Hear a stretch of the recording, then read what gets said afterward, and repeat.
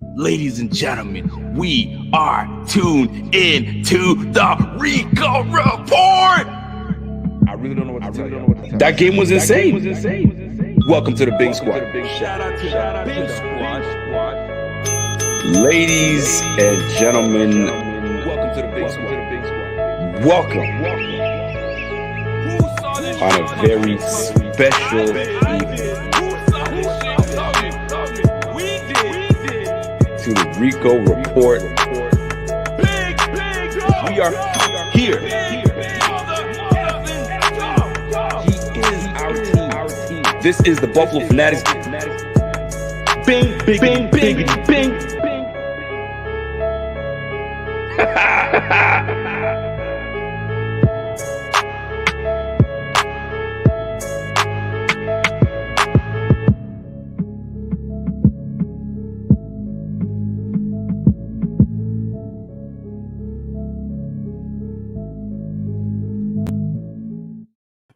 Ladies and gentlemen, it's your boy back at it again. You are tuned into the Rico Report. This is the Buffalo Fanatics. Welcome yet to another show. I guess we have some breaking news. We have some breaking news. The Buffalo Bills have some breaking news. We have signed a new punter. We have signed a new punter by the name of Matt Hack. I can already tell you there are going to be so many, and I mean so many, life hack type of, memes that are going to be made because we got a new punter in the house. Now, this punter was a former Miami Dolphin. And speaking of the Dolphins, I do have a friend of mine that's going to be joining us today if he decides to show up and show his stupid face. I'm waiting for it because there's a few things I want to talk to him about. Breaking news once again. We acquired a 2022 draft pick. Awesome news. And furthermore, we traded Lee Smith. Lee Smith was he was a great piece to this team. Years back, did what he was supposed to do, got the bag when he went to the Raiders, and then we got him back for a couple years of veteran leadership, and we traded him. We were able to trade Lee Smith and acquire pick, and we saved a little bit of money. Mr. Beane, once again, you've done it again. I feel like I'm missing something, though. Oh, that's right. We signed a goddamn new receiver. Yes, Emmanuel Sanders is headed to the Bills. Now, most people are going to be like, I don't feel good about this. He's 34 years old. Man, shut your ass up, man. Can you still run routes? Can you still get downfield? Can you still make plays? Yes, yes, and yes. What's the problem? Furthermore, we wanted Emmanuel Sanders. It just logistically didn't work out. Guess what? Then we got Diggs. And now we got Sanders. We got two of the receivers that we wanted in the first place on the same squad right now. We're still going to run the offense through Stephon Diggs. But you've got a elite route runner in Emmanuel Sanders. How do you think our elite route runners have done for Josh Allen? It makes Josh Allen's life so much easier. So Emmanuel Sanders, welcome to the mother effing Bills. Let's go, man. I'm excited about this. Now, you know what? What makes me like sad a little bit is that, and I'm not even trying to stunt. I'm not trying to do any of that stuff, but we got a tip that Emmanuel Sanders was coming to the Bills. But we weren't allowed to drop that news. Good night, my love. Why is she still up? Go to bed, please. Okay, love you too. We had this, but we got out of that breaking news business, man. Because if you get it wrong, Twitter is gonna be like, but you told me we're signing him. You're wrong. We're gonna trash you for a couple weeks. You know how that Twitter game that plays. But you know what? That aside, I'm extremely thrilled about this edition. Now, most people are going to be like, man, we could have kept John Brown. Why do we have to bring the older, 3 years older, 4 years older receiver in Emmanuel Sanders? Well, 1 year, $6 million. $6 million. Is that what people are saying? Is it a 1 year $6 million? Way too expensive. Some people are saying it's way too expensive. Wait till you see what he does on the field with this offense. Then you guys will all say, "Ooh, I kind of like this. I kind of like this," right? And most people are still upset. There's people that just don't want to get on board with this Emmanuel Sanders signing. They refuse to get on board because they didn't see it coming. We should have kept John Brown. They had a vision. They saw Emmanuel Sanders was going to be released. They said, "Let me wait." I tweeted earlier before I went to bed today, right? I'm all messed up on my sleep today. So, I mean, it is what it is. It's going to be one of those days where it's a write-off. But let me tell you guys something. When all these moves are being made in the league, yo, Brandon Beane is like, "Yo, pass my drink, bro." That tastes good. What happened over there? Patriots are making big signings? That's cool. What happened? No, you're kidding me. You got paid that much? That's Brandon B. Now Brandon is chilling right now. Brandon's like, "All right, yo, who we want? Yo, Sean, you trying to bring Emmanuel Sanders? Yo, I got this. Let me break out my wizard calculator, because I'm sure it's gonna be a deal that's like, okay." And I don't know if it's it's a 1 year $6 million deal. I don't know yet. If it is, let me know. That being said, it's exciting news. It's exciting news. And you know what? I'm going to bring someone on to share this excitement with me. He's going to act like he's not excited, but we're going to find out. And let's see his face. His face is going to tell me everything. If his face is excited, he's got a big smile on his face, I know he's excited for us. But if it's like this, then I know he's not. Let's find out. Ladies and gentlemen, Kevin Gerard. There it is. There's that face. What's going on? What do you expect? That it's going to be jumping up and down and cheering for the move? Like, fuck, man. Well, are you not excited? Oh, it's a good move. Didn't someone in the chat mention Emmanuel Sanders to the Bills last week is a good fit? Who was that? Oh, that was me. Breaking news, Kevin. Well, I didn't know it was going to happen. I just said it was a good move. No, it's good. You guys needed another veteran receiver. You guys needed, to replace John Brown. I mean, we all know Davis looked good last year, but you're going for a Super Bowl, right? You're not. It's not the same old Bills. You got to prepare for eventualities, and just in case Davis doesn't come in or doesn't take the next step, it's good to have a veteran that you got on a 1 year deal. So there's no risk, there's no dead cap, there's no nothing. If it doesn't work out, he's just gone next year. Do you think it's going to work out? Yeah. Oh, yeah. And to the dude, I did just get out of the shower. Like, literally. Why? Did you have to announce it that everybody you got out of the shower? Well, the dude asked me, he was like, "Did you just get out of the shower?" It sounded like a compliment. I didn't want everyone to think I was really sweaty. Yo, my guy Kev. Yo, Kev, listen. Before we get into it, there's a couple super chats that's rocking right now. Your boy Lettuce says, "Yo, I hope Sanders doesn't pull reps from Davis. I would rather have Davis as the number 2. If it's $6 million, we overpaid. If he's not our number 2 receiver, is 1 year $6 million overpaying?" No, not for a guy that had like 735 yards last year, and half those games were with Taysom Hill. You know what I mean? Like he still obviously can get open. He can still get some separation. He can still play in this league. And again, if you're the New York Jets, yes, this move doesn't make sense. You know what I mean? If you're the Jaguars, it doesn't make sense because you're taking reps away from younger players. Right. Get out of that line of thinking. That's no longer the Bills' line of thinking. The Bills' line of thinking isn't the future, it's right now. So you got to start signing these guys. Do you think Tampa Bay was like, "Oh, well, Antonio Brown's going to take reps away from," what the hell's his name, the rookie from Minnesota there, Tyler Johnson?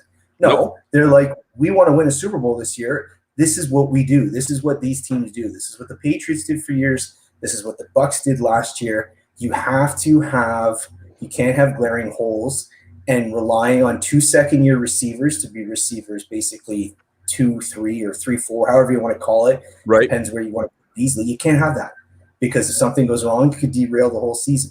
So why not grab a guy for $6 million? Or what? You're going to pay $4 million for a bum? Like, is that $2 million going to make the big difference? What if that's $2 million is the difference between Super Bowl or not. That's right. Kevin, did you get your card yet, by the way? For the Manscaped card. No. To join the Buffalo Bills. You can become a fan. I'm telling you. I have the card for you. Are you in? Thanks. No, I'm good. No, he says no thanks. Okay, Kev, I'm not sure if you noticed what happened today. Before we get back into football news, there was a premiere today. I'm not sure if you guys are aware of the premiere. I had the honor of sitting down with future Hall of Fame special team ace Steve Tasker. Were you aware of this? I'm not sure if you were or not. Yeah, I saw some of it. Yeah. What were you? Because I didn't watch it. I record and I let it go. I want to know what you guys thought. By the way, the link is in the bio. If you guys want to check that interview out, it was fire. I put Steve through a ringer of questions. I even brought up Nate Peterman, and he was not about it. He was not about that life. I tried to get him to show some love for Nate Peterman. He says, I can't do it. Can't defend him.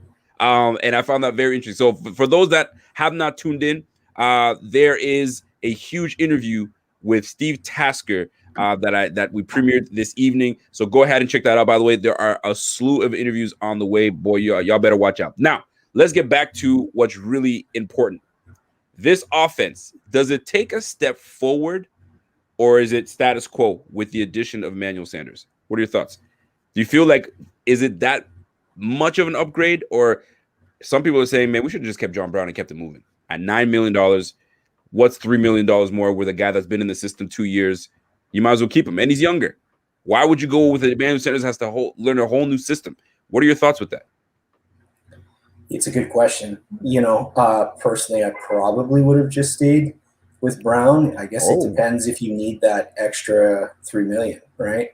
I don't know. Like, to me, I like Sanders. I think Sanders is a different receiver. Brown's the guy that takes the top off. Brown's the speed guy, whereas Sanders is like a much like a poor man's Diggs, right? Like obviously a lesser, but same type of receiver, like same body frame, almost same type of like quick, gonna beat you with moves and set you up with route running, as opposed to like take the top off. I'm sure he's 34 tomorrow. I think Sanders' birthday's tomorrow, so he'll be 34. Look at you! You have his birthday and everything. Good for you.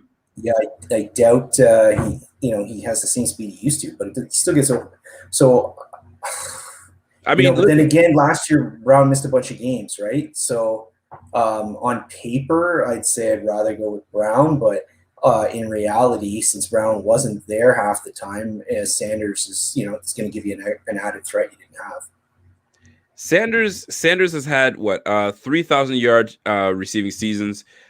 He's always been a guy, I wouldn't call him a deep threat, if you will, but on average, he's getting 12 yards a catch on average, 13 yards a catch for his career. So he can still get separation and get downfield.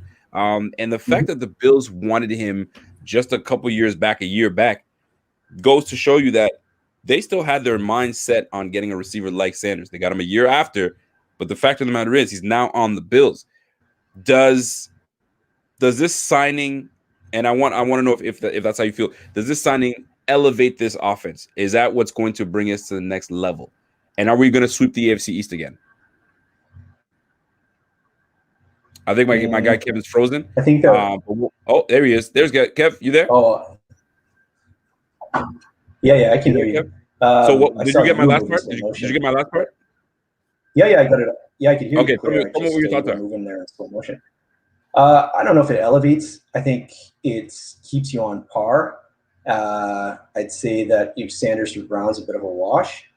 What you need to elevate your offense is to be able to run the ball a bit better, whether that's through, better offensive line play or through, drafting a running back or just having your running backs play better. That's what it would take to elevate it. But I mean, it's hard to go much higher. I think you guys were number 3 last year or something like that. So what I would say is it's probably going to be tougher this year to sweep than last year.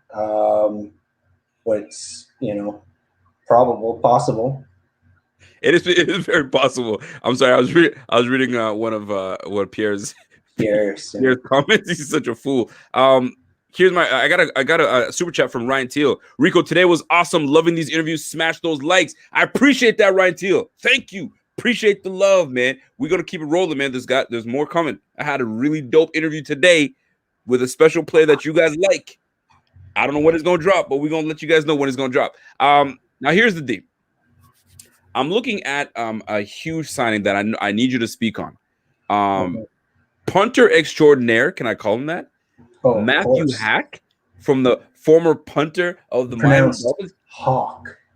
Oh, is a Hawk? Yeah, it sounds cooler. Yeah. Yes. The Hawk has landed. The Hawk has landed. All right, listen. Talk to me about Matt Hawk. Is he? I mean, you somewhat know our team, so I was gonna say, is this an upgrade over Bojorquez? Because Bojorquez became he had a pretty good year last year, and most people are thrilled. We were actually anticipating that he'd come back, and we're thrilled with the season. Matt Hawk, tell me more about this guy. I wouldn't say it's an improvement. They're just two different punters, right? Bojorquez's goal is he has no.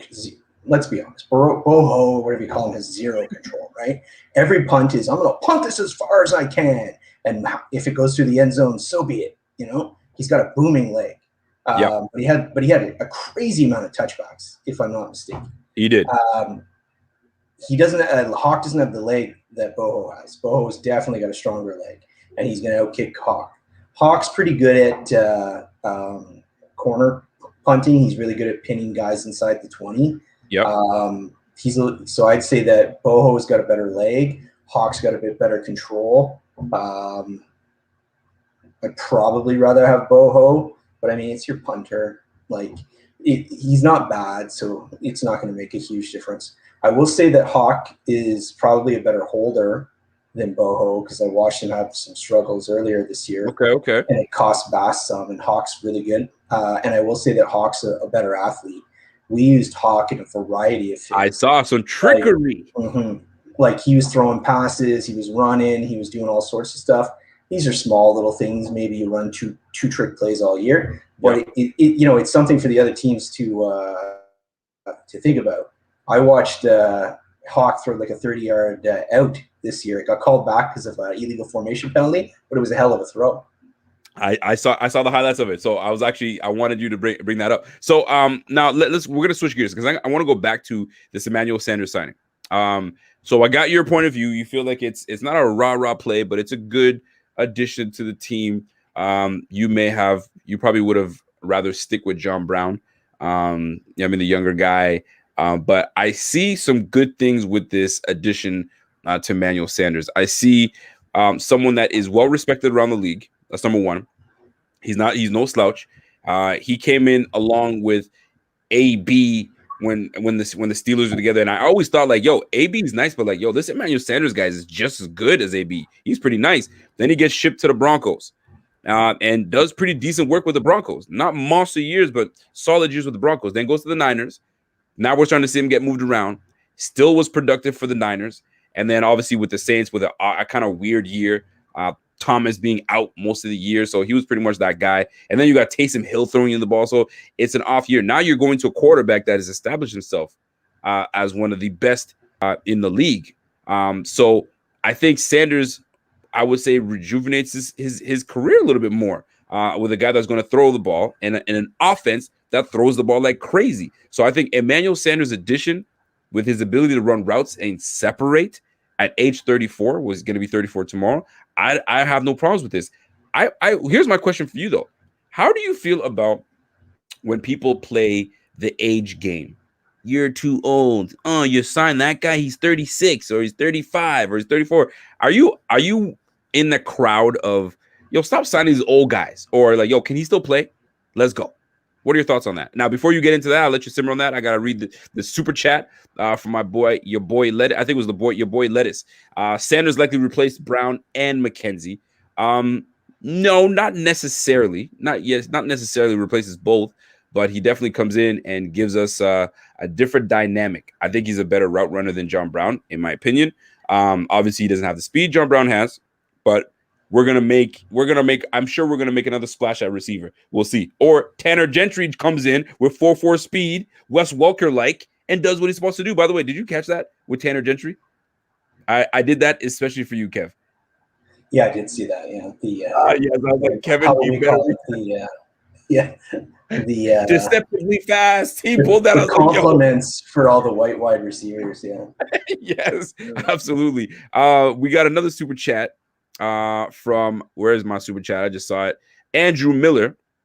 Kev, thoughts on losing Lawson and Bernardrick? Like the move to pair with Baker. Now, I do want you to answer that receiver question, and then we can get to the Bernardrick and Lawson move. Wait, what was the receiver question again? So with Emmanuel Sanders, go ahead.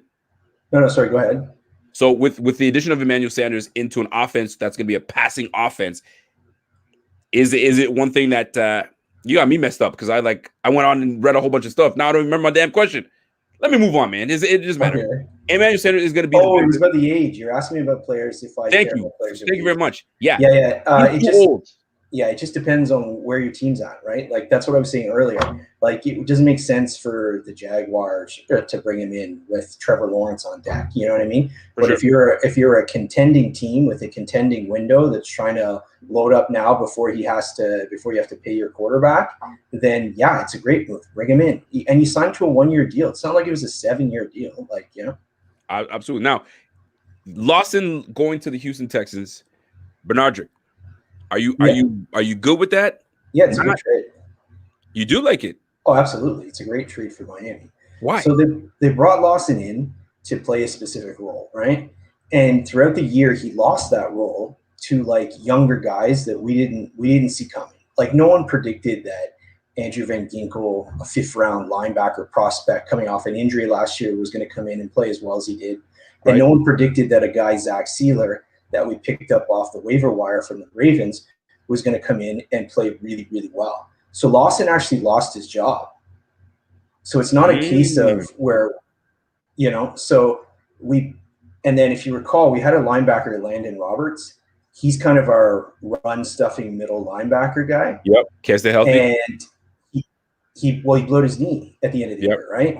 So we basically have, Lawson that we're paying a lot of money for, who's lost his job, and we're trading him for McKinney, who we're going to give him a specific design role, which is basically just to stop the run. So to me, it's a great trade. You got rid of a guy who had lost his role to bring in a guy who's got a clearly defined role. And it didn't cost us anything in the salary cap. It was a wash. It definitely was a wash. Are your Dolphins? Did your Dolphins get worse, or did they get better thus far? Free agency. You lost Van Noy. They haven't really done it. Lawson's gone. Yeah, that's the big loss. So the only thing. Oh yeah, but I call that an upgrade. Like I said, I could have Lawson sitting on the bench playing 20 snaps a game, or I could have McKinney, who made a Pro Bowl at middle linebacker, come in and hopefully make a bigger difference trying to stop the run. Van Noy hurts. The only reason I can see them doing that with Van Noy, because he did play well last year, is because they're loading up to try and get someone. They haven't done anything really in free agency. They've better signed not be Punter, a backup QB, and a fullback. That's what they've done so far. So I don't know. You think they're holding out for Deshaun Watson? It better not be. I'll be vexed. No, I think that they're holding out because they're trying to get Who are you trying to get? Kevin's frozen right now, but I'm gonna get back to Kevin. So here, I think Kevin, hear me out on probably angling to get. Oh. Hear me out on this. I had somebody make a comment on age, and I think it was. I'm trying to look at the comment here. It was Lofton. I think I saw a comment on Lofton. Lofton was 33, and was still making moves with the Bills. So to me, age ain't nothing but a number, and that's coming from my girl Aaliyah. So yeah, there we go. There's the comment I was looking for. Lofton was like 33 when he came here, and he's still producing, man. And I'm like, listen, I'm 36, And sometimes I feel like, oh shit, when I get up, I'm like, that was I'm a little sore. I haven't worked on it a little bit. But like 3 or 4 years ago, I mean, I was obviously, we weren't in that prime like these athletes, but I still felt young dude. So like when you a 32-year-old and you hear, yo, he's old, like get the heck out of here. I'm old. I'm 32 for crying out loud, man. I can still play. And I was talking to a player today. And I don't want to reveal the name because it's going to come in. Actually, I can reveal the name. Christian Wade. I was talking to Christian Wade, an older back, if you will. And I asked him about this very thing, age. And he's like, listen, man, you get to the point where, I mean, he's like, I've been an athlete for a long time. I may not be in the NFL, but I was playing like with elite athletes. And you get your grown men strength. You get into your prime in the ages of 26, 25, 26, 27. That's when you're in your prime, right? And you're starting to just gain your strength as a man. So of course you got more prime years to give your all. So this whole age thing, man, it's not flying for him, and I agree with that. Now we're going to switch gears a little bit. I want to get my rocks off on that. We're going to switch gears. So tight end, the tight end position, Lee Smith, one of your favorite tight ends in the game, Lee Smith, blocker extraordinaire, red zone threat, Lee Smith. Did you like that? I propped him up for you. He's been traded. He got traded to the Atlanta Falcons. Now, I don't know what the Falcons, shoot. Lee Smith was serviceable. He did what he was supposed to do with the Bills. Nice veteran leader. Got sent to the Atlanta Falcons for a trade pick. I don't know how Brandon Beane does it. It opens up a spot at tight end. Now, here's the deal. I asked Steve Tasker, hey, man, who on this team is a budding star to you? Who's the guy that people are sleeping on and he's going to be something that people should pay attention to? I was shocked when he said Dawson Knox. And I'm like, really? And he defended Dawson Knox. And I'm like, I get what you're saying, but I just can't trust Dawson Knox. I say all this to say this.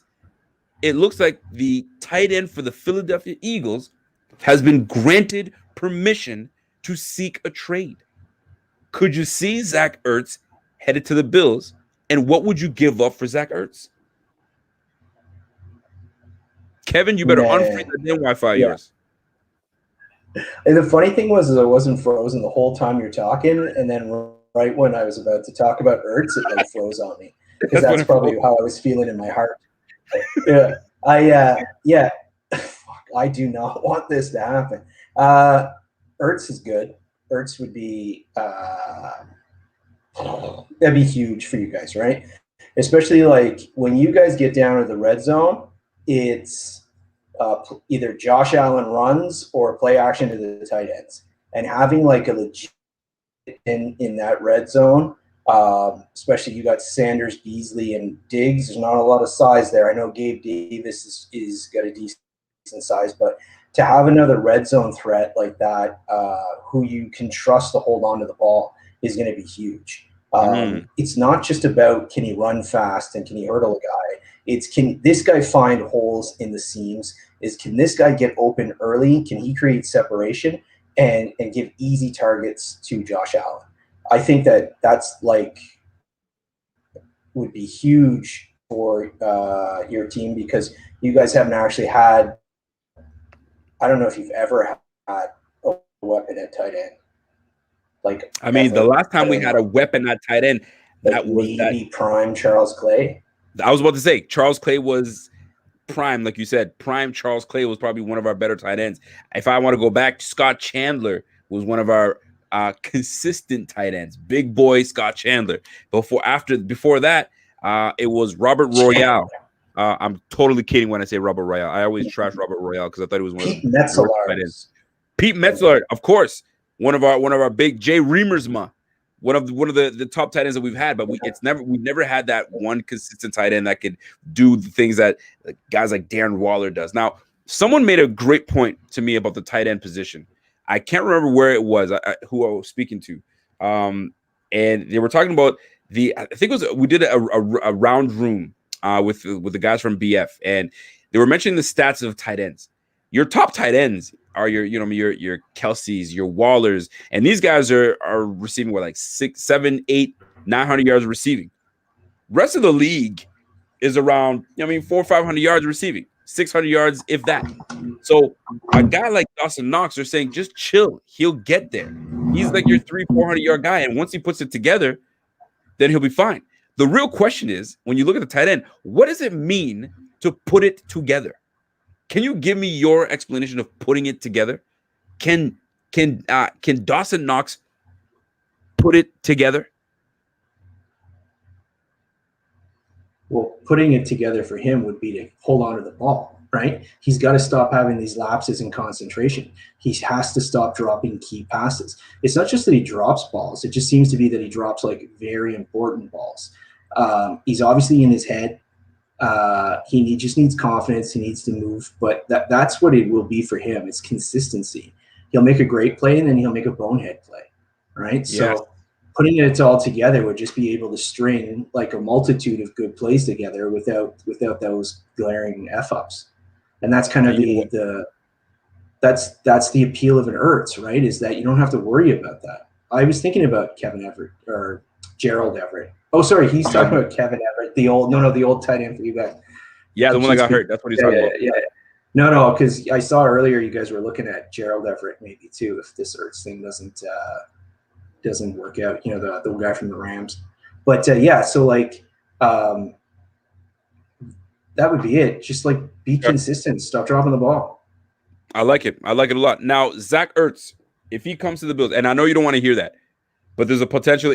He's been watching the Bills, right? Mm-hmm. When we played against the Bills, when we played against the Eagles, he kind of saw what we had going with a young Josh Allen that was still kind of putting things together.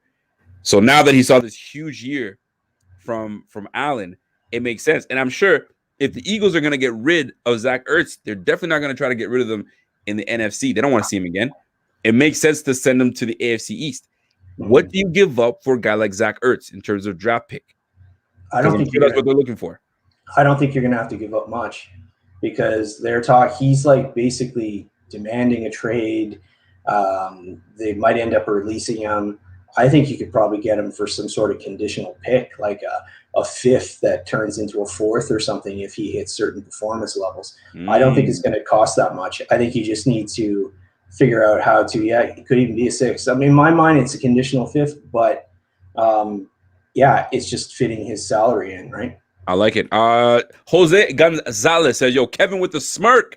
He does have that stupid smirk on his face, and I hate it. My favorite Dolphins fan. I honestly enjoy when the two of you are together. Keep up the good work.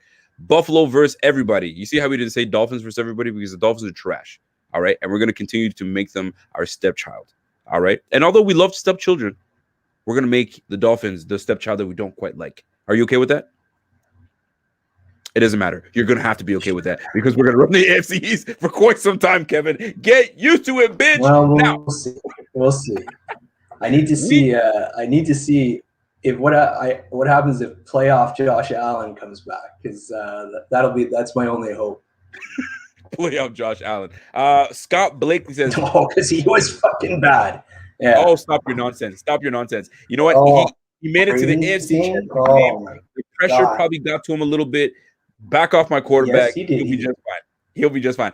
Scott Blakely says, fire interview with Tasker Rico.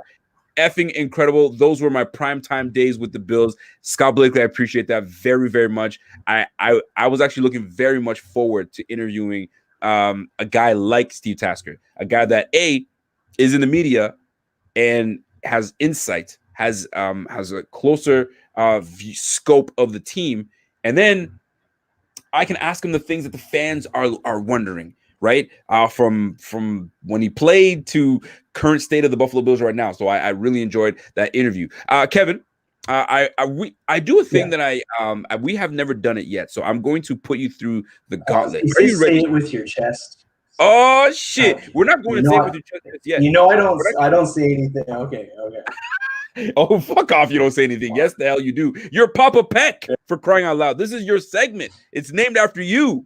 Golly. Anyway, so we're going to play a game called Two Words. Kevin, are you familiar with 2 words? You're going to name someone and want me to give you the first 2 words? Wonderful, Kevin. Kevin, can I have some more excitement, goddammit? Do you need this? Does this motivate you? Maybe I this don't should even motivate know what you. the topic is yet. What? It's called Two Words, we know I love the bell. So here we go. We are going to put Kevin through the gauntlet of 2 words. And your boy Lettuce wants me to ask you about Tua. So maybe I might throw in Tua later on, so it doesn't. You know what? I'll give you Tua right off the bat. Sure. So it can warm you up. So before we even get into the segment, I have to set the segment up. So ladies and gentlemen, I got my man, my good friend Kevin Gerard with me, Dolphins fan. He's the honorary Bills fan. People love to hate on Kevin, but they love him at the same time because Kevin keeps it a buck. He keeps it real all the time, and he never smiles. And I love it. I love every bit of it. So we are going to play a game called 2 Words, Kevin. And I'm going to name some things out to you. I might start off easy, and it might get a little tougher. Are you ready, sir? I'm ready.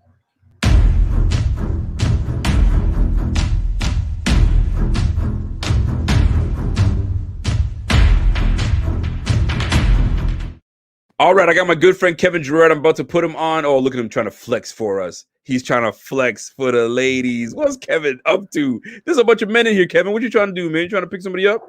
You like somebody in here? Here we go, Kev. 2 words. I didn't know you could see it while those graphics are playing. Okay. Well, it came back sooner than you froze. You froze, so I think you purposely knew your Wi-Fi was going to freeze, and you gave me the biceps. All right, here we go. 2 words with Kevin.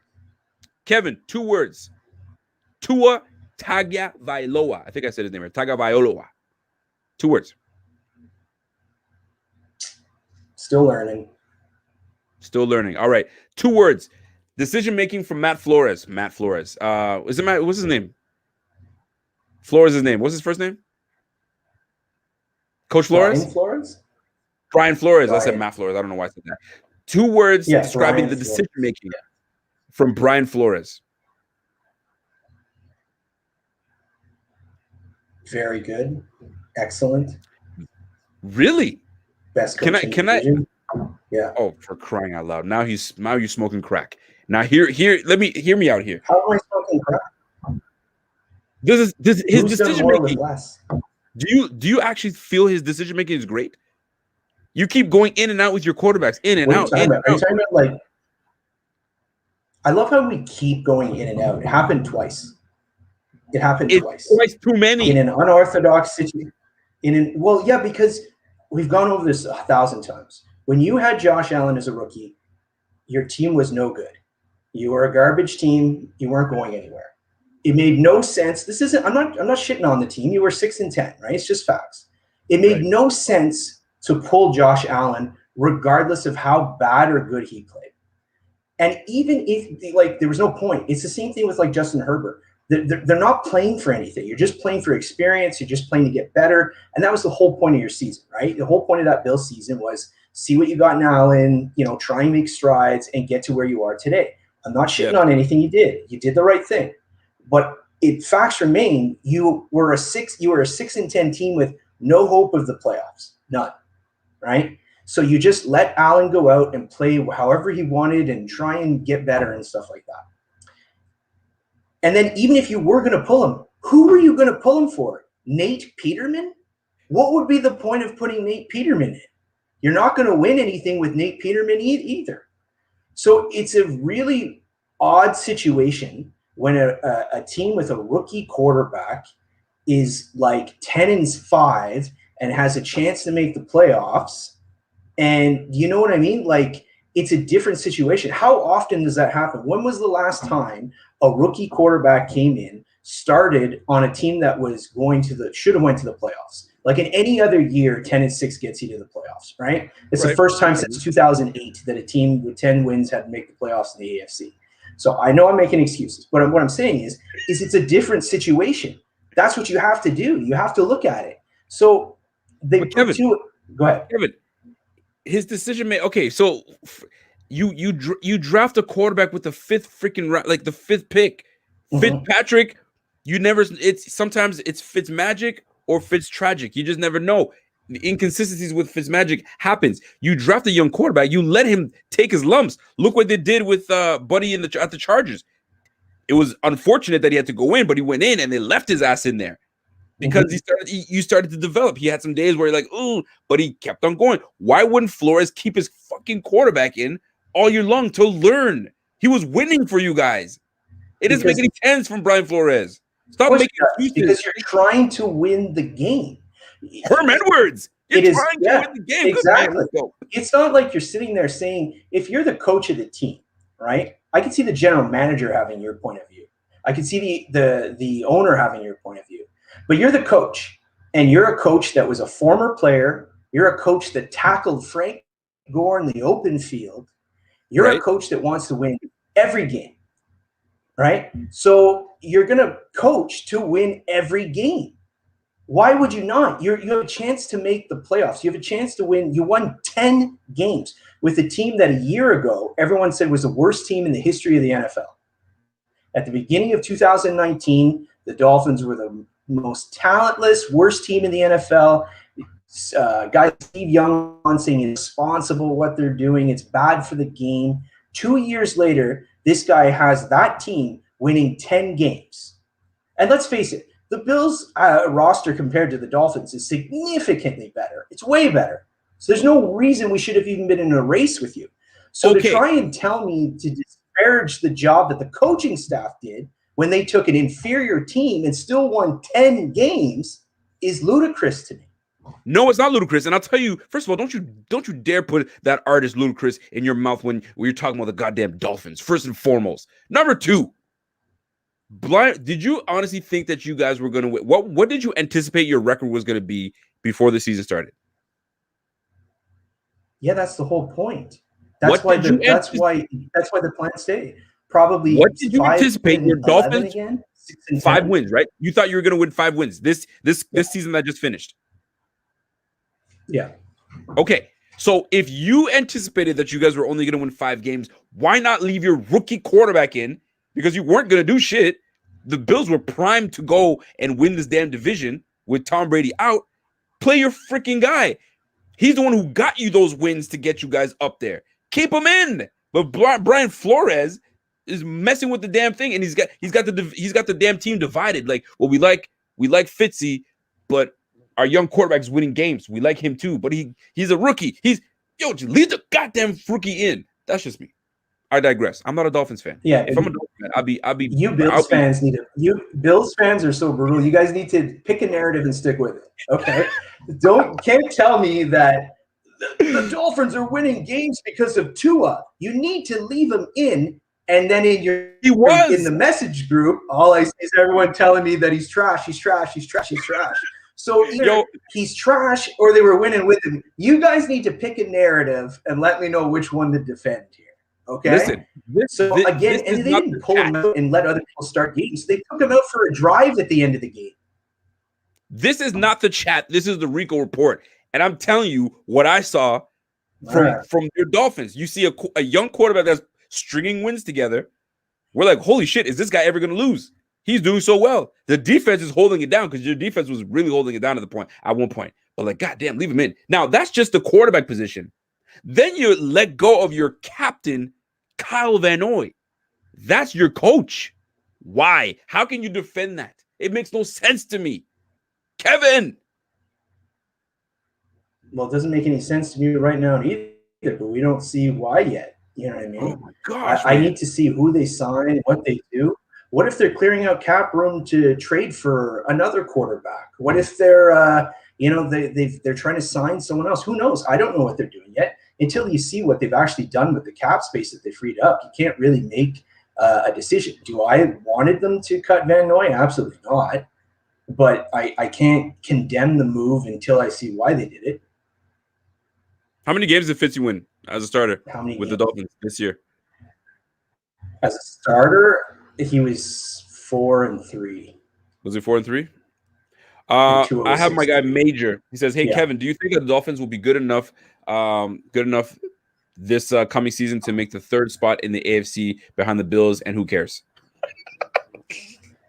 Look at Major talking shit. Yeah, that's the answer. Oh, my guy Jeff King. You see that? You heard me say it. AJ number to number. My man Jeff King. I love Jeff King. That's my guy. All right, we're gonna switch gears. Kev, we're gonna switch gears. The Bills are clearly the alpha in the AFC East. That's just the facts. We're gonna be the alpha for quite some time. But there's a team that made a slew of moves this free agency that some Bills fans are not respecting. They're not respecting. How do we as two fellow fans of teams in the AFC East, how are you feeling about the additions of the Patriots? They've added Matthew Judon, number one. I believe it's Matthew Judon. Then they added tight end from the Titans, Jonnu Smith. And they added one more piece that was huge. Oh, yeah, they added receiver Bourne. And then they picked up another receiver by the name of Nelson Aguilar. Yes, Nelson Aguilar. Because I actually, to be honest with you, I like Aguilar, man. He really came along with the Raiders.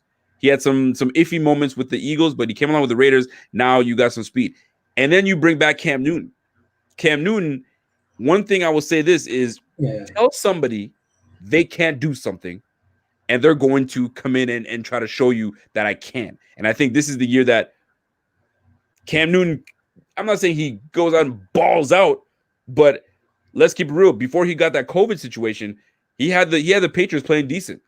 You know what I mean? Competitive with a whole bunch of bums on that team. So how do you feel about the additions that the Patriots have made to stay competitive in the AFC East? Well, they also traded for Trent Brown. So they got Trent Brown back. Fat boy Trent Brown, you're absolutely right. Yeah, they're actually going to get Patrick Chung back and Dante Hightower back. Yes, Dante Hightower's coming back right there. They're going to be a better team. Yeah, and he makes a difference, right? He's a Pro Bowler. He's a good player. They're going to be a better team, but I don't know. We'll have to see. Cam was so bad at the end of the year. Like, he was so bad. I don't know why the Patriots didn't go out and sign Fitzpatrick. I'd rather have Fitzpatrick than at this point. My boy Zach Vaughn said it best earlier today. He says if Fitzpatrick joined the Patriots, he would have completed the AFC East bingo. He could have been yelling out bingo because I played for every damn team in the AFC East. I feel like people are sleeping on what Bill Belichick will be doing with better weapons, with smarter players, with more experienced players. And I think that him giving a little bit of protection to Cam Newton with Trent Brown is advantageous.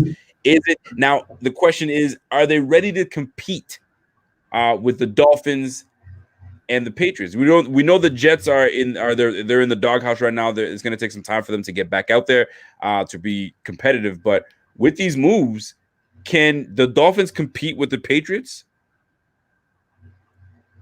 Or should I say, can the Patriots compete with the Dolphins? Yeah, like I'd say that both these teams are pretty close. Both of them are probably going to be pretty good defensively. Both of them are going to have good defensive secondaries. Both of them are going to be a bit more lenient on the run. I'd say that they're comparable. I think the Patriots have definitely improved. I don't think that they're a real threat to you guys. Yeah. But I mean, hey, if Cam Newton doesn't fumble that ball at the end of the first game, they beat you, right? On any given Sunday. Again, they're not going to challenge you guys for the division. They're not going to challenge you for the division. I think you guys are going to comfortably win it. But they're not a cakewalk. Let's just put it that way. I don't think. And some of the guys that they got, well, I think they overpaid for, undeniably are better than the guys they had last year. So they're going to be better. Now, whether that makes them 9-8 because there's 17 games this year, but or something like that, as opposed to whatever they ended up like 7-9. I think they're a couple games better for sure. I think maybe Newton, he gets a bit better with another season to improve. I don't know. But I think the race will be between them and Miami for second. For second and third. I mean, you guys can battle out for the bottom of the AFC East, which is cool. Truth of Hearts, my guy says, yo, Cam played well for the first two games because that was the beginning of the season. Look at the Raiders game and forward. His numbers are garbage even before COVID. Oh, Truth to Hearts coming with some heat. Kevin, we had a game that we were playing, and then we went on a tangent because you wanted to defend your boy Tua, which is fine. We have a segment called Defend, but we're not there yet. So we're going to go back to the game called Two Words. You got it? Here we go. Sean McDermott. Good coach. That's all you're gonna give him, man. Just good coach. That's fine. 2 words. Well, That's I okay. only have 2 words. I know. That's fine. That's fine. Zach Moss. No vision. Oh shit. All right. Devin Singletary.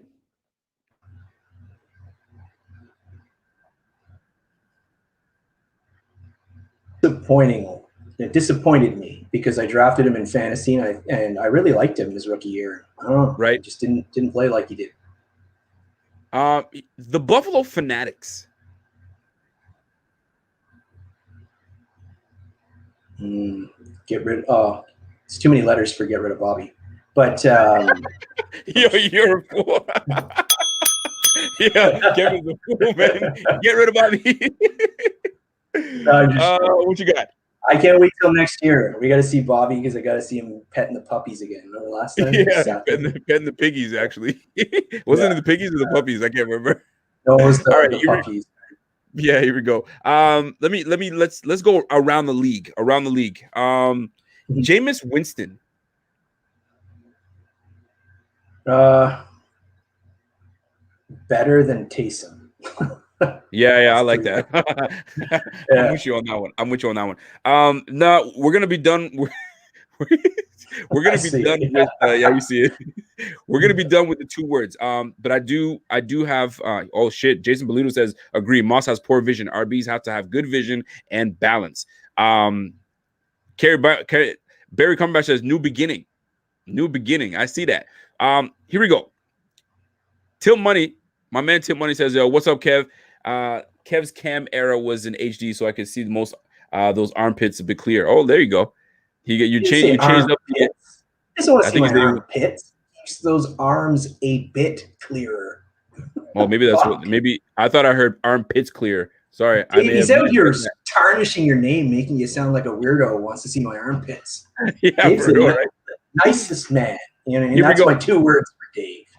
There, nicest man, quiet man. So here's another one, Kev.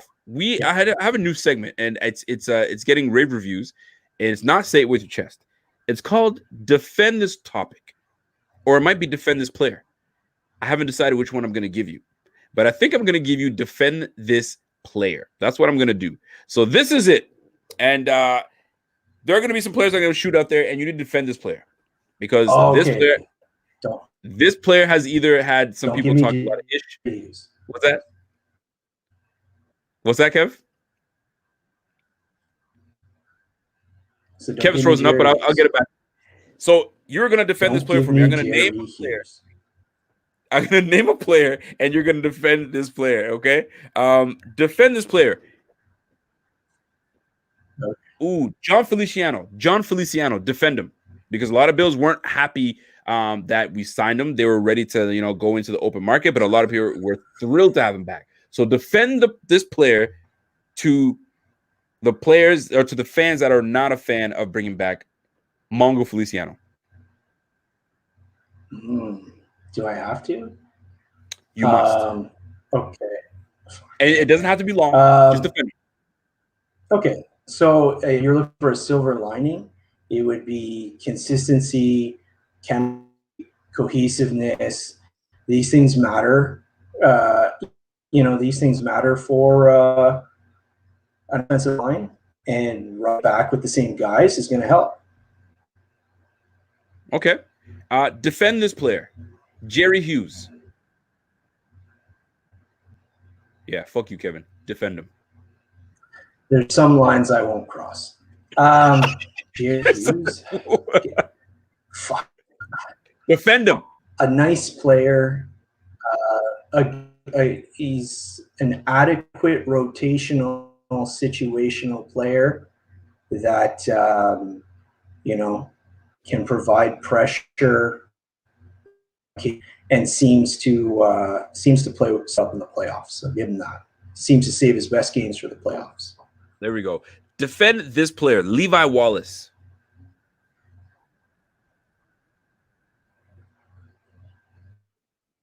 He used to be a Dolphin.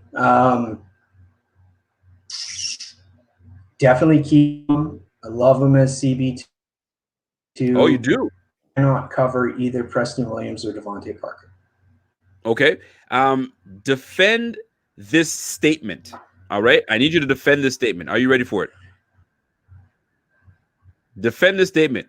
Running backs are a dime a dozen. Running backs are a Ready. dime a dozen.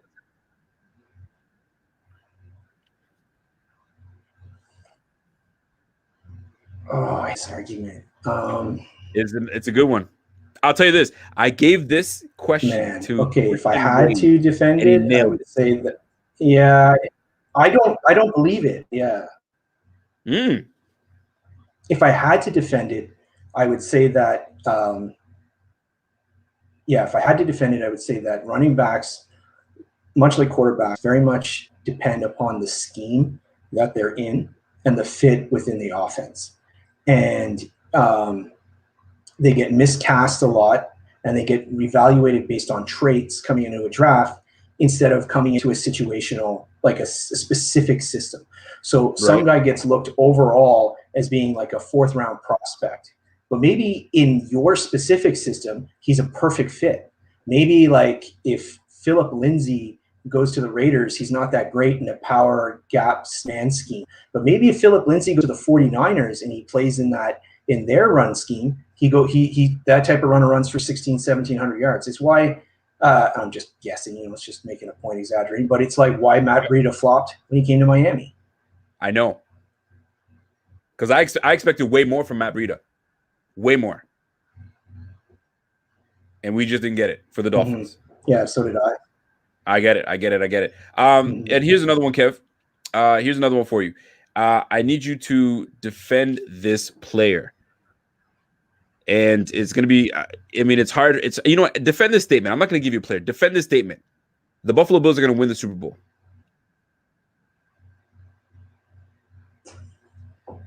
Don't laugh at it. Don't laugh at it. I can read. No, I'm reading at the comment where the guy wants me to defend my internet access, but which is good. But defend your Wi-Fi. It's actually my old. I know it's my shitty laptop. I lost my good one. But the Bills' young offense line that's playing together, running it back with 20. I think you're going to end up with something like 21 or 22 starters returning, maybe, or something like that. Right. So that type of experience and cohesiveness coming back is definitely going to play into your favor. It looks like we have a fairly easy schedule. I mean, I know it always changes, but it looks at this point in time that the NFC South isn't that great. With Drew Brees gone, I mean, there's Tampa, but other than that, the other three games should be a cakewalk for you guys. And so I think between the schedule, I think between all of your returning starters, and who knows about Josh Allen, right? Is he going to get better? If he takes another step, then that puts, it makes your Super Bowl candidacy very legitimate. I like that a lot. Now, you've been anticipating this this part of the show, and it's called "Say It With Your Chest." And what better way to what better guest to have to do this than the person that I named this after, Papa Peck, Kevin. And for those that have been listening to the Rico Report for quite some time, you guys all know what Papa Peck means, and I don't got to go into it. What's understood doesn't need to be re-explained and said. So, Kevin, we're gonna do "Say It With Your Chest," and I need you to say with your chest and defend your team to the point that you can confidently say that they're going to compete for the AFC East title. Because I honestly think that you feel that they can. I know that you all like to play the game that, they're not going to be so good, but deep down confidently, I know you feel that they can compete, and then you're going to try to rub it in my face. So I'm giving you the opportunity now to say with your chest that your team is going to compete for the AFC East. So collect your thoughts, sir, and we'll be right back.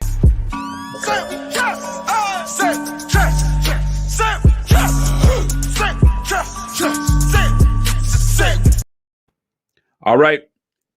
Talk to us, Kevin. The Miami Dolphins are going to compete for the AFC East, and they're going to take the title. Say it with your chest. there's a real easy path for them to win this division title. Josh Allen gets hurt. If that happens, I like on. I don't know. I can't. You can't do it. Miami's going to challenge this. If they're just young. Kevin's having a hard time. If they're gonna challenge, it would be because that all of the young talent that they have on the team took significant leaps. It would have to be that Tua takes a huge leap, that the 3 rookie offensive linemen take a huge leap, that the running backs that were all rookies last year, second-year players and undrafted guys take a huge leap. It would have to be he comes and is able to take over from the bum Nick Needham that you guys torch every time we play. I need these guys. I need Wilkins to take a step up. I need Raekwon Davis to dominate. I need basically all my young players we've been drafting over the last few years. They all need to take a step forward at the same time. So is it likely? No. You know what I mean? But that's what I need. And I'm going to add 2 more first rounders. I'm going to 2 more second rounds. And hopefully, that'll help narrow a bit the talent gap between Buffalo and Miami. But in my opinion, the Bills are significantly better right now. And until I see these rookies take a step forward, it's pretty hard to say with my chest that Miami's going to win the division. I think they'll challenge for a playoff spot. I think they might. I don't know, man. I think they'll make the playoffs. All right. I think they'll be AFC wildcard team. You think you'll make the playoffs this year? Should have been last year. What happened? I think if we made the playoffs last year. Yeah, but what happened though? Why didn't you guys make the playoffs? I don't know what happened. Yeah, we lost 17. Pretty bad. Yo, who'd you lose to? Wait a minute. Let's unpack this for a minute. Why didn't you make the playoffs? Why didn't you make the playoffs last year? Was it because of Bitcoin? You're gonna turn me into a Titans fan. With all seriousness, why did you make the playoffs last year? Whoa! The mother effing Dolphins, man. They had the chance, but they got blown out 56 to 3? I can't remember what the score was. No, it doesn't matter. It wasn't 56. We put up like 450 yards of offense against the backup. Scored like 20. Yeah. It was like 56-28 or something like that. No, but in all seriousness, didn't take 2 or 3 years to get 300 yards. When you lost that game to the Bills, what was Dolphins Nation like? Do you guys call yourself Dolphins Nation? Fin Nation? I don't know what it is exactly, but what were the chats like when it did happen? When you y'all let it slip? Were people just bickering with each other? I hate the freaking Dolphins. Is there any room on the wagon for the Bills? What kind of chatter was happening? It was a bit of bittersweet, right? Obviously we wanted to win. Obviously we wanted to win the game. I wanted to go to the playoffs, but once again, we were the worst team in the NFL supposedly the year before, and we went 10-6, and our defense improved. The coaching staff finally seemed to be able to develop younger players. It was very disappointing. And I honestly think we were better than some of these teams that did make the playoffs. I think that we would have beaten Indianapolis. I think that Pittsburgh was terrible by the time they made it. And I don't think Cleveland's that much better than we are. I thought we'd have a good shot against any of those guys. But it was bittersweet. We wanted to win. Obviously, it was very disappointing. But at the same time, you had to sit there and think, we were supposed to win 5-6 games again this year, and we won 10. Right. We're way ahead of schedule. We had running backs that were 7-round picks. Isn't it similar to what you guys were in year 2 in McDermott? This is not about the Bills, Kevin. This is about the Dolphins losing 56-26. No, it's nothing about it's about, you're asking what my headspace was like, and I would say it was probably the same as yours 2 years ago when you had some hope with the direction that the team was going. Right, for sure. I totally get that. Listen, Kev, you've always been a great guest.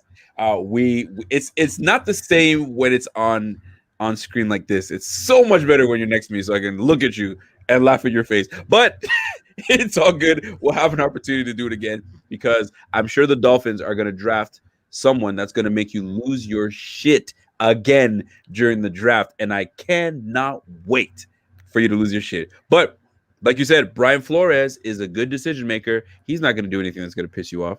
So we're about to find out. Kev, before we get out of here, we still got 468 people watching, so we can keep rocking with these folks. So any questions, concerns that people have, drop them in the comment sections for my guy Kev. Drop them in the comment section for me. So right now, the talk of the town, we got Emmanuel Sanders. So the receiving core is going to look like this. Stephon Diggs, Cole Beasley, Emmanuel Sanders, Gabe Davis. There's your 4. We ran with 6 receivers last year. So Isaiah Hodgins going to be the 5th. And then the 6th receiver, is it going to be Tanner Gentry? Are we going to draft a receiver? What are we doing? Is Duke Williams going to be that guy? We'll soon find out how this is going to look. But the tight end room seems to be the biggest question mark. PCF fam says, yo, but how many games were we supposed to win? And I think that the question is directed towards last year, maybe 10. Was it 10 games you guys were supposed to win? Was that what they slated for you guys? Sorry, you mean the Bills? The Bills were supposed to win. I figured you guys would be about. Listen, I have content 10 creators. or 11. Content creators had the Bills winning no more than 8 games. Oh no, they're not going to win any more than 8 games. I had us at 11 wins. I was like, yo, we should be winning 11 games, maybe 12, based on how I saw this team being constructed. But I could not believe Bills content creators had the Bills 8 wins, and they're so confident about it. 8 wins. How the fuck can you say 8 wins? Are you nuts? But I mean, it is what it is. They had the perception of the team completely different than others, and that's the beauty of having fans that have different mind frame and mindset on a team like the Bills. It's all good. Let me see what we have here for Kev. Let me see. Namdi says, yo, Kev, which free agent or draft player are you most afraid of us getting? That's a great question. Maybach Mail. Free agent? Well, he's not technically a free. Oh, go ahead. Free agent, probably he's not a free agent, but Ertz, because getting that tight end threat, I think, would be very stressful to every defense you play. As for a draft choice, maybe Greg Rousseau, if he slipped that far, or if you guys trade up to him. I basically don't want to see you. You don't have a pass rusher right now on the edge, and I don't want to see you get a real edge presence. You don't feel that AJ Epinesa will emerge into one? Oh, actually, I like AJ Epinesa. I wanted him for Miami last year. I don't know if he's ever going to be like a premier pass rusher. I think that he could be a good pass rusher and very good against the run. I think he could be a real solid, complete player and like an upper echelon starter, but I don't want to see you get like a 10 sack a year guy. Like Jerry Hughes. Oh, Jerry Hughes. That's not. There's listeners in this chat that weren't born the last time Jerry Hughes had 10 sacks. Oh, relax. This guy Kevin's a shit talker. All right, Kev. When you look at the Bills and picking at 30, you think it's wise for them to trade down and acquire more picks to strengthen this team, or are you in the mind frame of, because Judge? I asked him the other day, are you team trade down or stay put? He says, trade up. No, go ahead and trade up, because if there's a player that you love that's fallen enough, you trade up for him. How do you feel about that for the Bills? Team trade up, trade down, or stay put? If there's a guy that you really like, then I think the Bills are in a position where they should trade up for him. Again, trading down and accumulating picks is for teams like Miami and the Jets that don't have a lot of talent on their roster. If you guys feel that you're one or two players away from the Super Bowl, and you don't think he's going to fall to you at 30, trade up for him. If your roster is as talented as you think it is, then what are these fifth rounders or fourth rounders? Are they going to make the team? Maybe, but ideally what I would do is kind of wait till 30, see if one of the top pass rushers I liked was there. And if it's not, then I would trade down, maybe grab a running back and a developmental rusher like Owe there from Penn State or something like that, or Tryon from Washington. How do you feel about our running back room? Devin Singletary, Zach Moss bringing it back again, because I might as well just jump in right now, because you guys have heard me say before, and I'll say it again with my goddamn chest. We brought in the same damn lineman from the year before, and we've done nothing in the backfield. How are we going to improve our run game when we brought everybody back the same? Do we give a damn about the run? Are we trying to establish a fucking run game? You brought Feliciano back. I'm cool with that. But I'm going to tell you this. Y'all better draft a guard to compete with Feliciano and not just hand him the damn job. Because right now, our guards did not play well enough. Yes, I understand Cody Ford was hurt, but when he wasn't hurt, or healthy, if you will, because some people are saying he was never healthy to begin with, he wasn't good at the left guard spot. Granted, he was starting in a new position. Mongo came back from a pec injury. He was injured, but he's never been that guy. Never been that guy. So here's my thing. You brought everybody back. You got to do something in the backfield to change the dynamic. Devin Singletary did not have the year we expected him to have. Zach Moss was a little shaky. Had a couple injuries during the year with his ankle and stuff like that, was out for a bit. But for crying out loud, we cannot bring everybody back and expect change. What do we call that? When you do the same thing over again and expect change. What is that? It's called something. What is that? It's the definition of insanity. Isn't it insane? It's the definition of insanity. What the fuck, man? I'm not crazy. Fam, either we upgrade the running back room or we upgrade the guard room. Now, that's just my opinion. Some people feel like, yo, fam, don't worry about it. There was injuries. There'll be better. So then I asked Mr. Tasker himself. I said, Tasker, talk to me. Line is the same. Running back's the same. What the hell was the problem last year? He said the line. But yet we brought everybody back. We want continuity. Well, goddamn, man. What about the running game? You saw what the damn freaking Bucks did in the Super Bowl. Playoff Lenny went off. He was running the rock. But we sit here bullshitting and not giving a damn about this run game. God damn, that shit pisses me off, man. Y'all, we better bring some reinforcements. Yeah, I'm getting heated up, man. I get I didn't want to bring it up. Yeah. Oh, I'll bring it up because Bills fans seem to be content. Oh, we're good. Feliciano's man. back. Okay, Feliciano's back. Ike Butker he was okay. Do we want okay? Is that what we've come to? He played pretty okay at the end of the year. Sorry, fam. Okay doesn't cut it for you to go to the damn Super Bowl.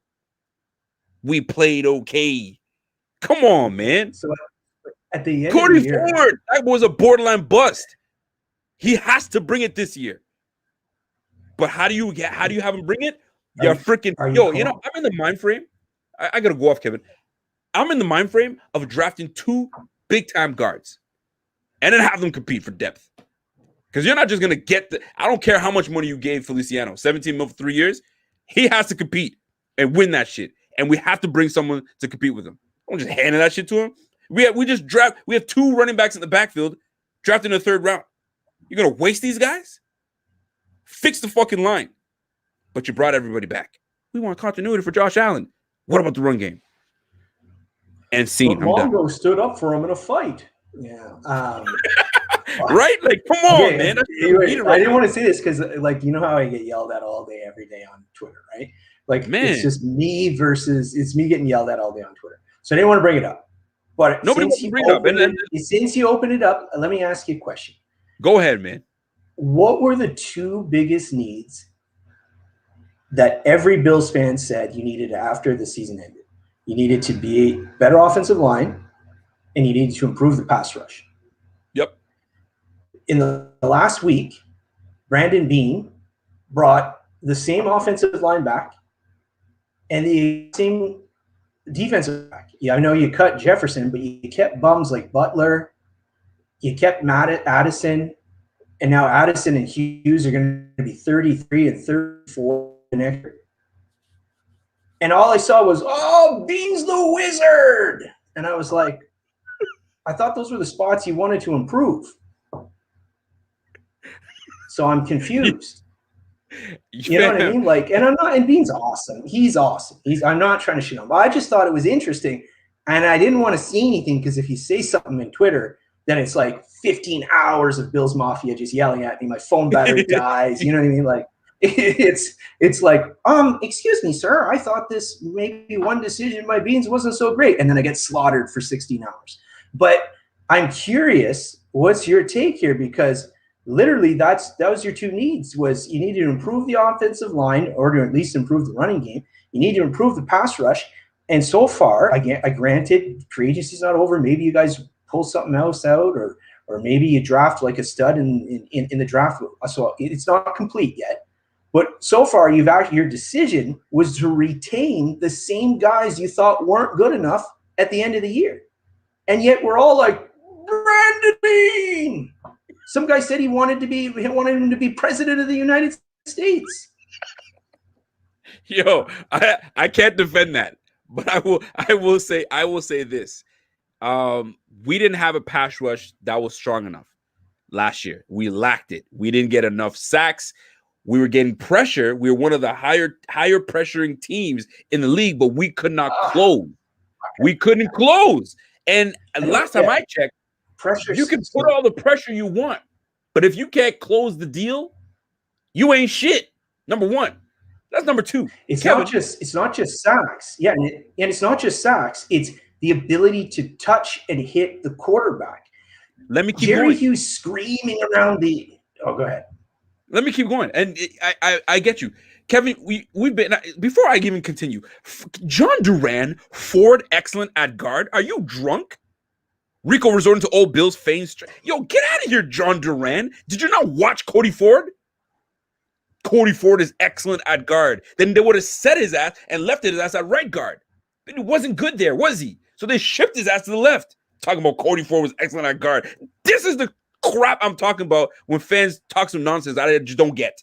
Ford was excellent. I have not worded the word excellent and Ford together since he's arrived to freaking Bills. Talk about Ford is excellent at. Anyway, let me temper myself. John Ford Duran, whatever your name was, John Duran. Now, the D-line did not get enough pressure. Problematic. Because their quarterbacks had just too much time to just do what the hell they wanted.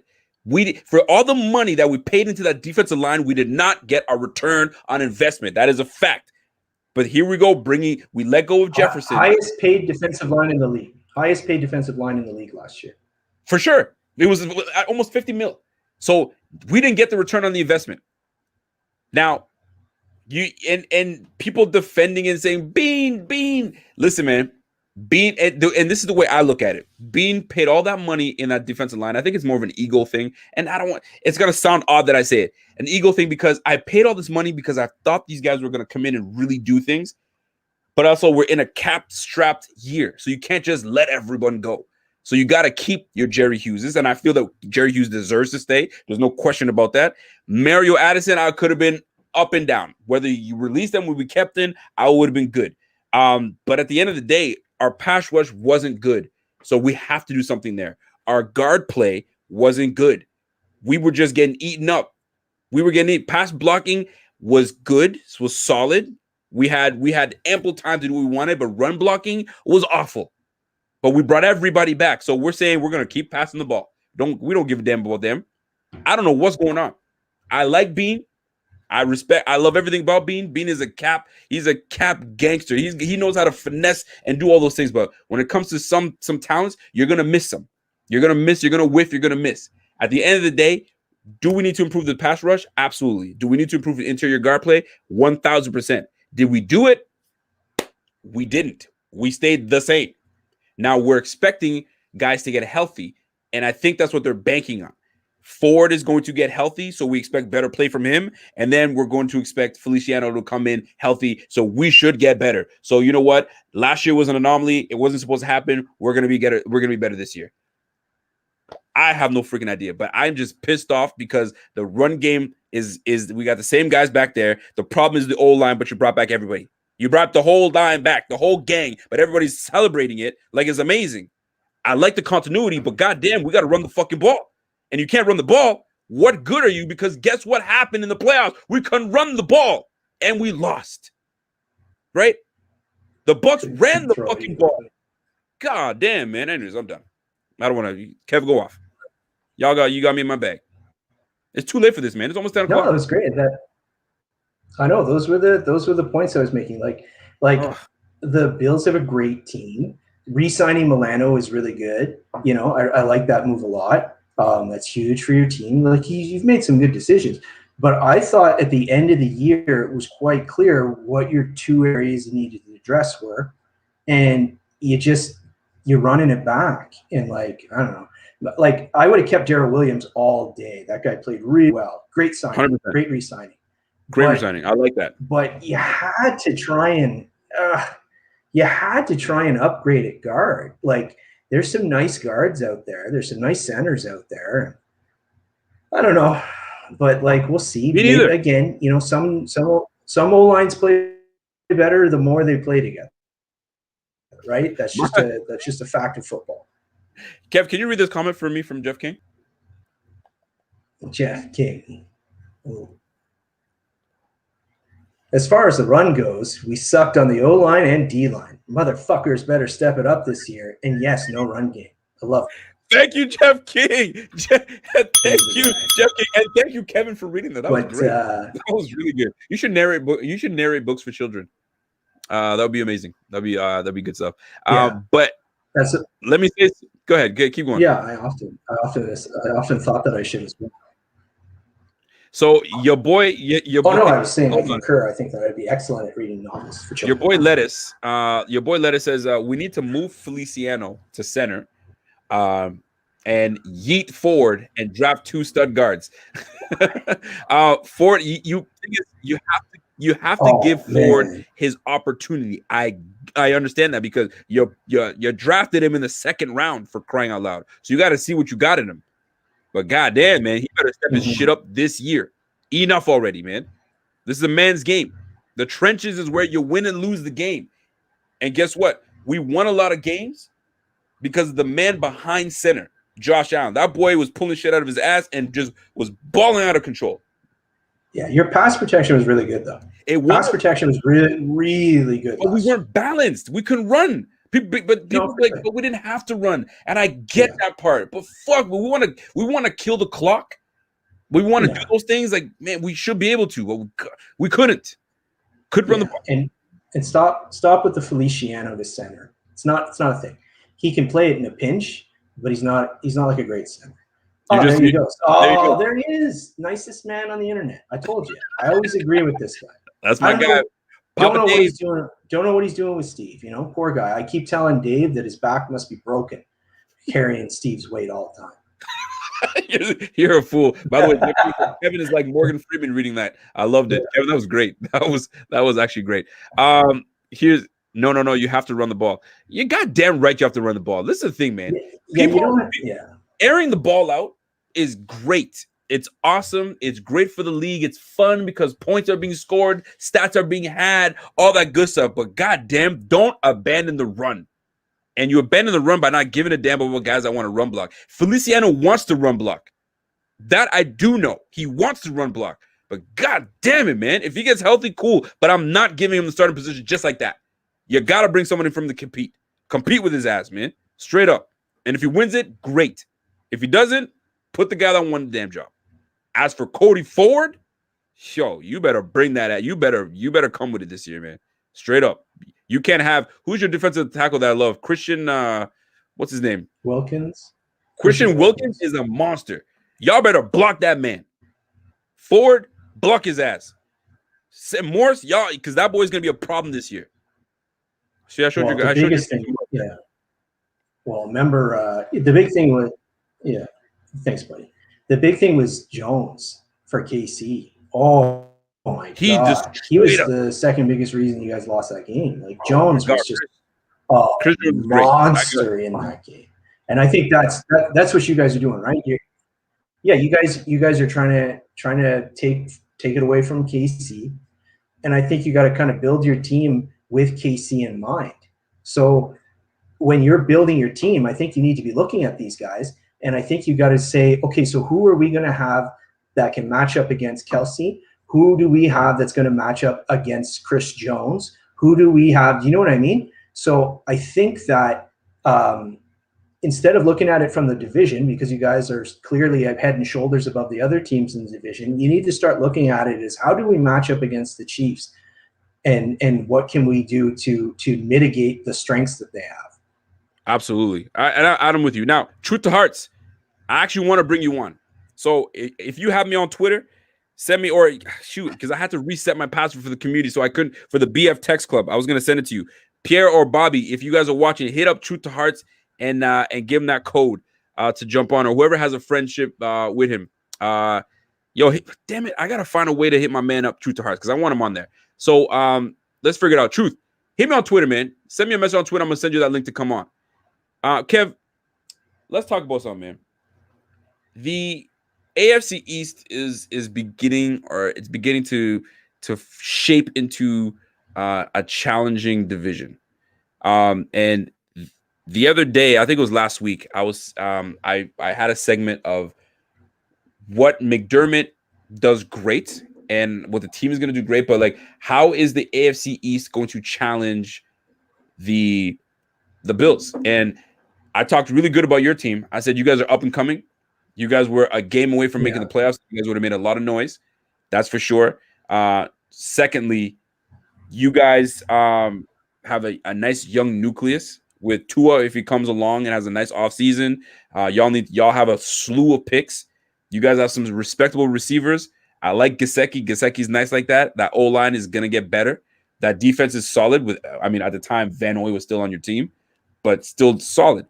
Belichick, I knew that he was going to sign a whole bunch of players. He's going to get Hightower back, Chung back, and bring some guys in. And then Cam Newton, I knew he was going to come back. So I know he's going to be running it back, and he can't get embarrassed twice. One time, fine. Tom Brady left, and my team was in shambles. But now I'm revamping my defense because that's what I do. And then I'll figure my way out with my OC. Then you go to the Jets. Is Robert Saleh good enough to turn that team around with the options and players they have on that squad? What are your thoughts on the Jets, or are they going to be trash for a long time? I really like their general manager. I think their general manager Joe Douglas is doing a good job. I think that I really like their draft last year. It's just that roster's so bad that it's going to take a while for anyone to try and turn that team around. I think they're going to trade Darnold. I think they're going to draft like Zach Wilson or Justin Fields, and right. I think there are going to be a couple years before they can be an up and coming team. I like what they did in free agency. I like what they did in the draft last year. I like the direction. I like the fact that they fired Adam Gase, and they had to. And holy crap! But I don't. They're not. They got two. Yeah, they're 2 years away. Are we 2 years away just from even making some noise? I think next year's going to kind of be like their. Are we what? He said, "Don't sleep on them." Jamal Harris says, "Don't sleep on these Jets." Is he onto something with that? Is he onto something with that? No.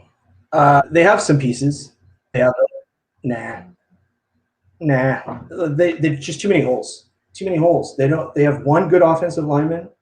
They have one good receiver. They are going to have a rookie quarterback. They have one good linebacker and one good defensive back.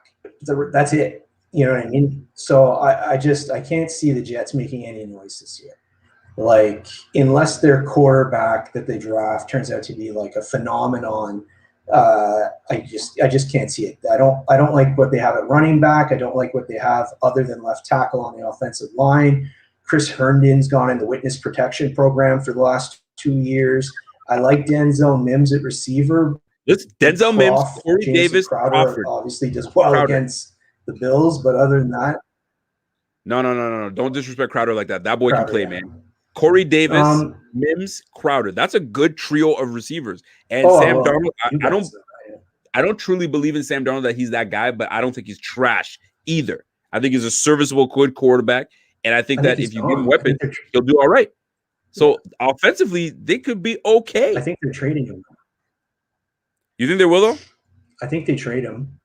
Yeah, I think they trade him, and I think that they're going to draft a rookie because it's a new coach, it's a new GM. They basically got to start the team from scratch. So if you draft a rookie quarterback, then the time clock starts over again. You got another 5 years to see if this guy's the right guy. Contract. If you keep Darnold, then you have 1 year and you have to decide whether you're going to sign him to a huge extension or not. So it just, to me, makes sense just to wipe the slate clean, trade Darnold for whatever you can get, grab Wilson or Fields, whoever you like, or Lance, I don't care, and then start the clock. You've got the decent trio of receivers, but again, that O-line's not going to hold up. And that defense, man, what do they have other than CJ Mosley if he comes back and Marcus May? That's it. Brian Poole's a free agent. He's their best I corner. like Brian Poole, man. They don't. Yeah, but he's a free agent. And what's his name? They have no pass rushers. So yeah, they got Williams in the middle. Yeah, Quentin Williams, he's good. Quentin Williams. So I mean, yeah. See, Dave Tilton, my man Dave Money says Saleh seems way more competent than Gase, but that's a low bar to clear. Not wrong in that. No, you could roll over that ball. Absolutely. Keanu Neal possibility. They added Carl Lawson. Carl Lawson went to I forgot about Carl Lawson, man. Yeah, I did too. He's so like I wanted him. The Jets got something. I know, but Carl Lawson right now is potential, right? What did he have, 4.5 or 5 sacks last year? He's never really done it. I like his tools. I like his promise, and maybe he does in that. What Jets traded Williams. No, did you hear about that? The Jets traded Williams to who? I didn't hear about that. No, they didn't. Does he mean the other Williams, Leonard Williams? Leonard? They traded. Yeah, Leonard was gone a while ago, man. Yeah, 2 years ago. Yeah. Yeah. But Lawson, I don't know. Maybe he turns out to be good, but shit, they haven't had a pass rusher since John Abraham. Yeah, it's been a while, man. It's been a while. There was a comment that I heard today that bad teams will overpay for free agents. Everyone overpays for free agents. That's what I'm saying. Everyone does, man. Bad teams will overpay because Tilt Money said that, but I've seen it. I saw it somewhere else that somebody said that. But that's what bad teams do. They have to do it. They have to overpay. Mm-hmm. I mean, I suppose. And when you're a good team, you got your nucleus around you. You don't necessarily have to really do a whole lot. You just got to tweak a few positions and call it a day. So I'm interested. Mm-hmm. How much cap room do the Dolphins have? They probably, after the guys they just signed, the couple of guys they probably have about 20, anywhere between 25 and 30 million left. That's respectable. Who have you guys signed thus far? I'm trying to keep up with you guys. No. 2 people? We signed a punter. We signed a punter, a fullback, and Jacoby Brissett. Oh, actually, you would know the fullback because you were. Yeah, and you know who the fullback is? You liked him coming into the draft. Sethan Carter used to play for Nebraska. Remember him? Yeah, you were the one that is. Yeah. Yes, I do remember. Yo, he caught that ball against the sideline. He broke some tackles. Yeah, they signed him. Yeah, so I'm a fan. And I didn't know you guys signed Jacoby Brissett. That's it. Yeah, I did that today just to be. Dude, you had to get a new backup, right? Fitz is gone. Jacoby Brissett is I think he's like a Fitzpatrick. He's a fringe starter, but just don't get hurt because if he comes in and plays, he'll play well enough that he could probably hold on to that position for a while. That's the way I look at him. He's not your if you put him in, you guys are losing. That's not Jacoby Brissett. He'll give you a chance. a higher chance. But Mhm. we'll find out what they do with Tua. There's been rumor that Tua might go to the Texans for Deshaun Watson. I hope it doesn't happen. And the Texans just signed Tyrod. Oh, did they? Yeah, Man, Tyrod's he's an excellent quarterback to pair with a second-year quarterback. And he keeps putting himself in these positions. He's like a Fitzpatrick, but Fitzpatrick he's the lucky one. Yeah. Fitzpatrick actually goes to places that he actually gets to start. My man Tyrod goes places ready to start, and then something Tyrod happens. Gets his lung punctured. Yeah. Oh my God! Like, you can't have worse luck than that. Yeah. You can't have worse luck than that. How do you feel about the Titans and the moves that they've made? They've made some pretty decent moves, man. Not bad. They dropped a few guys. They dropped Adoree Jackson gone. I didn't see that coming. It's like, what? Why? And then Malcolm Brown gone. It's like, shit, what's going on over there? By the way, truth to hearts, if you're still in the chat, we're send that text for the BF Text Club, and then we'll get you in. Because I gotta get off here soon because your boy's gotta go to work. Got that night shift. So if he decides to come on, what's up, buddy? Oh, someone in the comments said the Dolphins got Malcolm Brown, the defensive tackle, but we actually didn't. We got Malcolm Brown, the running back from the Rams. Oh, you got Malcolm? Okay, $2 million a year or something. Like that's not bad. That's a bruiser back. He's just the goal. He's just the goal line guy. Because the other two guys we got, Ahmed and Gaskin, are smaller guys. So whatever, and they're paying him nothing. I think he gets $2.1 million or something like that. Whatever. I'm actually looking forward to a lot of Ahmed on your squad. I think he played extremely well in the time that he got in. Y'all better not play with that guy, man. That boy can run. I have a feeling that they're going to draft a running back in the first couple of picks. Jamal Harris says, Rico, where do you work? With the permission of the wife, I actually do house calls. So women, I only do house calls for women over 45 to 50. So I go over, I service, and then I take off. Wife is okay with it, so that's what I do for a living, and we do quite well. And then I come home and I stream. The kids don't know, but we'll keep it that way. Kev, did you ever want to come out with me and jump on? Send you to a couple houses? Well, I feel that I do. Yeah, I feel like I do a good enough job fielding all the complaints that you get for your service. So it's kind of a full-time job. Yeah, I got to fill out all those forms. It's not good. So if I were to come in and clean up, I guess you do have dessert after dinner. So yeah, I got you, fam. Yo, if the wife is listening, she's gonna be like, "Yo, what did you just say?" That's cool, man. Yo, truth to hearts, if you in, we're trying to get you that thing, man. If you want in, because if I felt that you had a lot to say, so jump on in, man. Jump on in. Yeah, Kevin's Rico's HR. That's why I'm so tired all the time.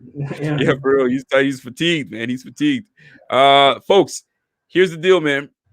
Just to kind of recap as to what we spoke about today, we've signed Emmanuel Sanders to, I believe, a 1-year deal, which is expected. Nothing long term. Also, we've traded Lee Smith to the Atlanta Falcons for an actual draft pick. Who knows? I don't know what exactly the draft pick, but it was a draft pick for 2022. What else did we do today? Emmanuel Sanders, we traded, and we're working on potentially Zach Ertz. You never know. I mean, we're not really working on it, but I mean, speculation could be that we're a tight end away from really competing. But who knows? Who knows? We already ran on my rant about the fucking run game, and we didn't do shit. We brought everybody back, so we're expecting to do the same shit in the run game. So I don't want to hear anybody complain about we can't run the run, we can't do, because we brought everybody back.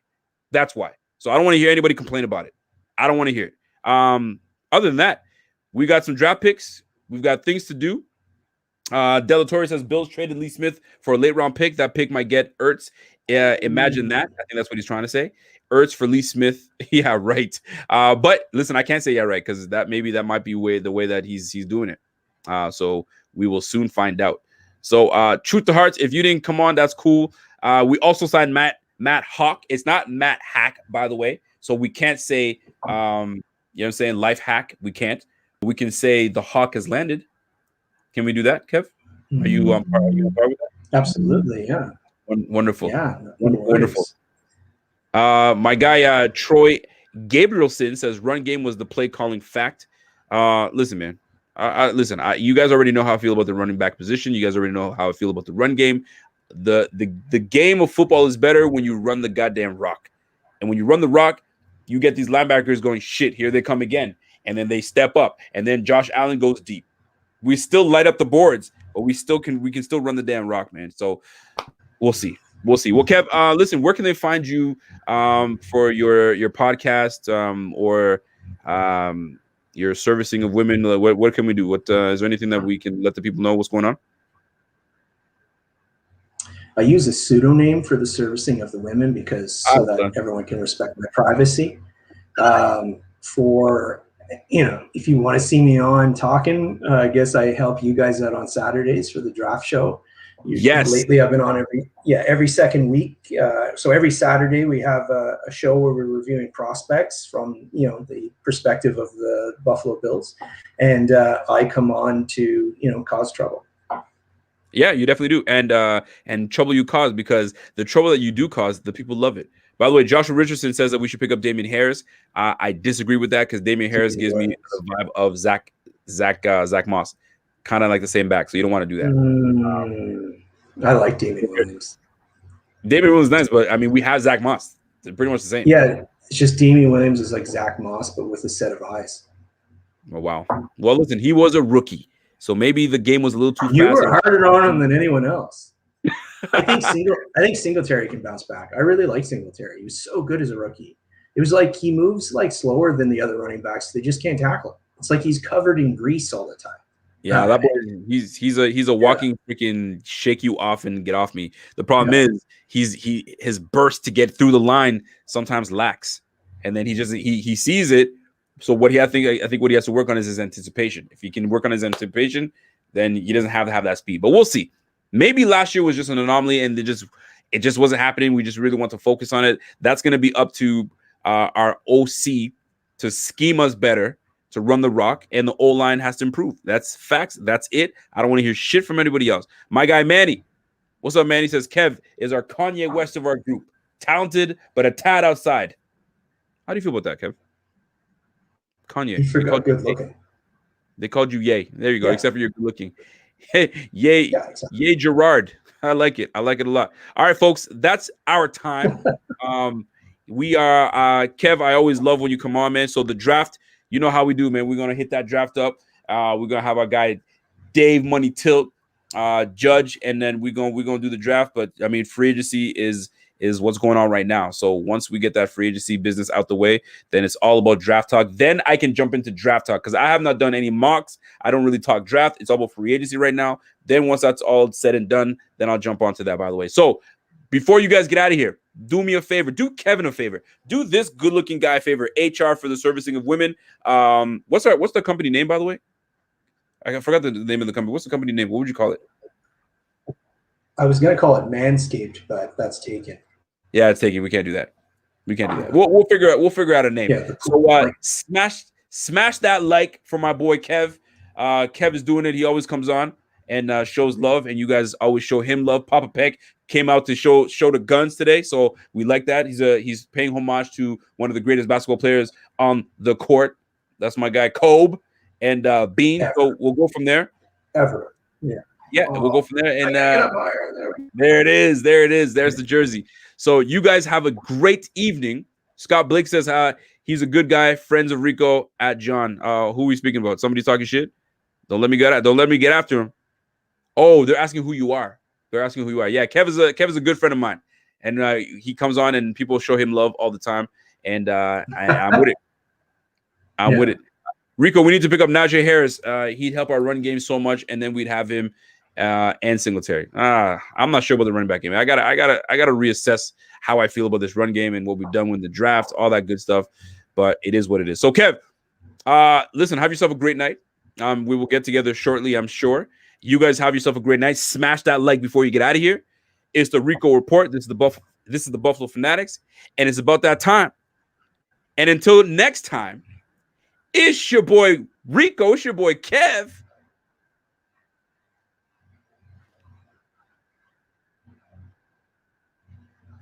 That damn Wi-Fi, Kevin. God damn. That was a good break. We would have been out of here. Goddamn Canadian We're Wi-Fi. It's The your boy delay Rico, on my Kev. internet's the best. And we